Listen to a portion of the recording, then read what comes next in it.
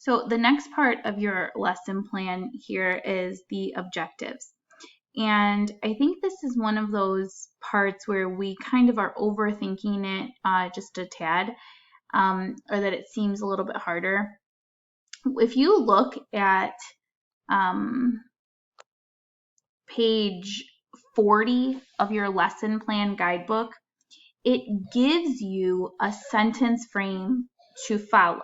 So given these conditions, students will do something, like what are they going to do with what degree of mastery?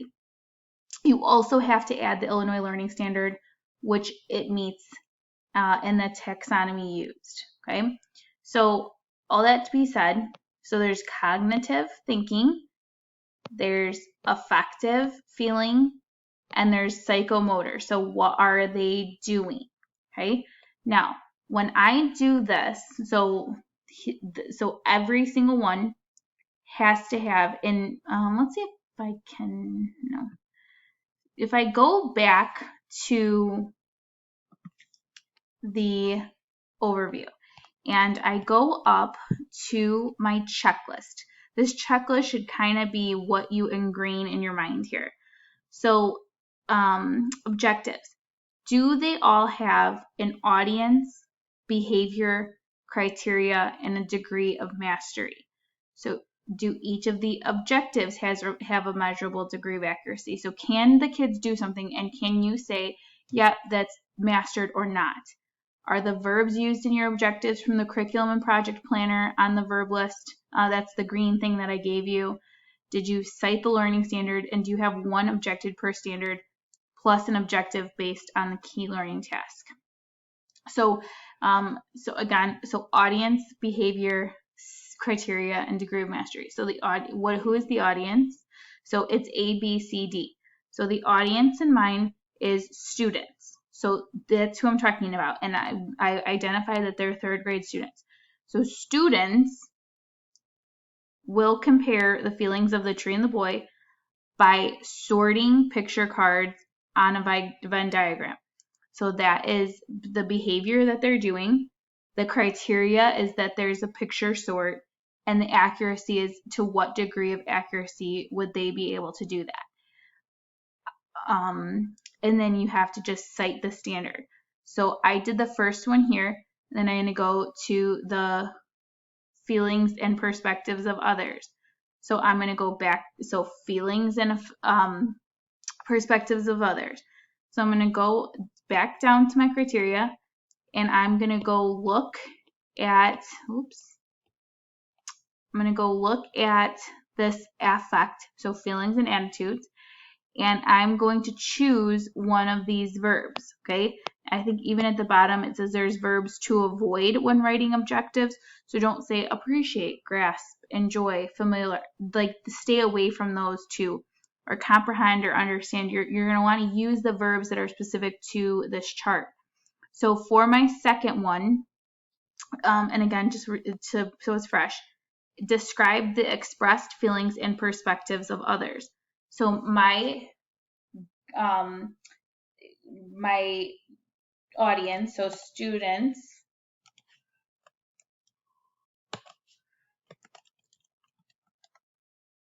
or given, because I'm using my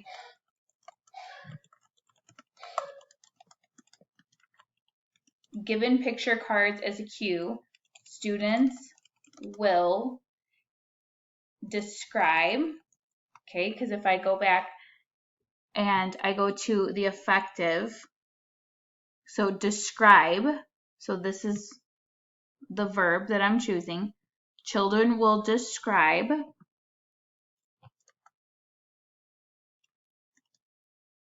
the feelings of both the tree and the boy. Okay, so that's the audience. So what they're given, the audience is the students. The behavior is what they're doing, they're describing. The criteria would be in a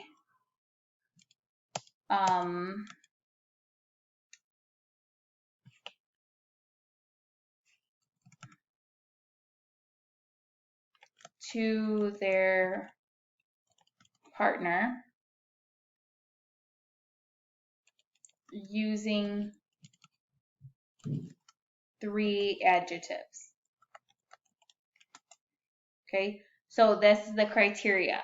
So given picture cards as a cue, students will describe the feelings of both the tree and the boy to their partner using 3 adjectives. That's the criteria with 100% accuracy. Okay, now again, this degree of mastery, there's no set number really anywhere. It's just kind of in my mind or in your mind, where would they be, right? So Venn diagrams are a skill that's a challenging skill in and of themselves. So might they misplace something, or might they put something in the tree or the boy's perspective that could be under both? Sure. But if I'm saying turn and talk with your partner and describe 3 things, look at this picture, right? So given this picture cue, turn and talk with your partner about how the tree feels right now. Say 3 things of how the boy feels. I would expect that that they could come up with 3 adjectives with 100% accuracy.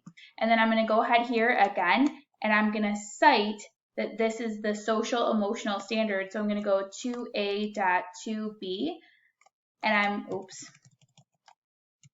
2A.2b.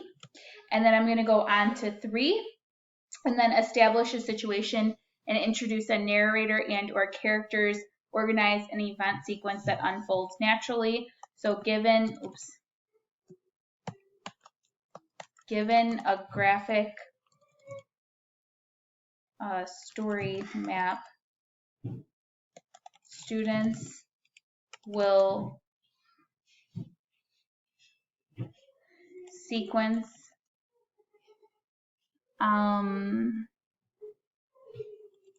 the story. So given a story map, and that's just a kind of graphic organizer. So given that story map, students will sequence the story. So that's my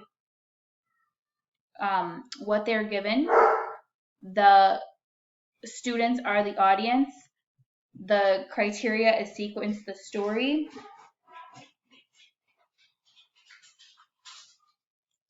With 100%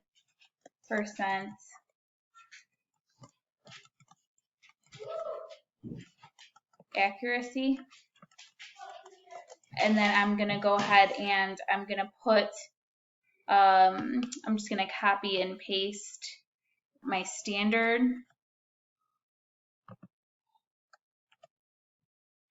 And I would say that my key learning task is able to sequence the events of the story. I would say that that fits with objective 3 as well as standard 3. So I'm going to leave it at these 3. I do think that this is the hardest, but just remember the A, B, C, D. So who is the audience? What is the behavior? What is the criteria? And to what degree of accuracy will students be able to do that?